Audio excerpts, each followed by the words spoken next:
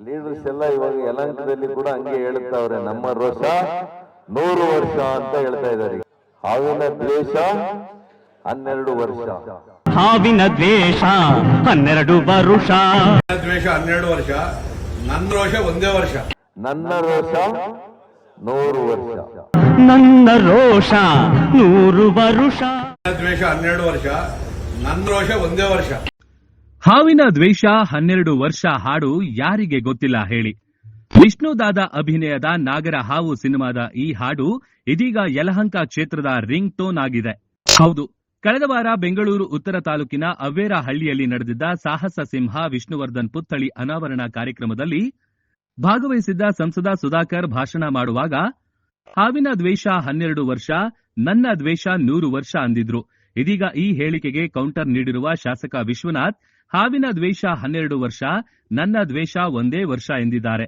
ಒಟ್ನಲ್ಲಿ ಶಾಸಕರು ಹಾಗೂ ಸಂಸದರ ನಡುವಿನ ಈ ಹಾವಿನ ದ್ವೇಷದ ಹಾಡಿನ ಮಧ್ಯೆ ಸಿಲುಕಿರುವ ಯಲಹಂಕ ಬಿಜೆಪಿ ನಿಷ್ಠಾವಂತ ಕಾರ್ಯಕರ್ತರು ಇದೇನಿದು ಅರ್ಥವೇ ಆಗ್ತಿಲ್ವಲ್ಲ ಎಂದು ತಲೆ ಕೆಡಿಸಿಕೊಂಡಿರೋದಂತೂ ಸುಳ್ಳಲ್ಲ.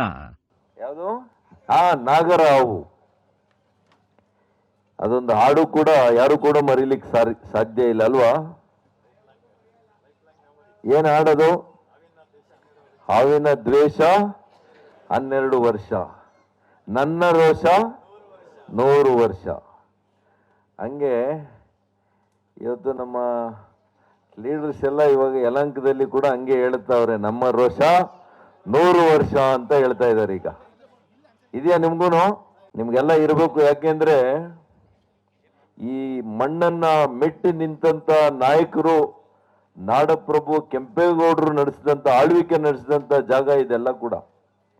ಹಾಗಾಗಿ ಆ ಒಂದು ಕಿಚ್ಚು, ಒಂದು ತತ್ವ ಸಿದ್ಧಾಂತ ನಮ್ಮಲ್ಲಿ ಇರಬೇಕಾಗ್ತದೆ.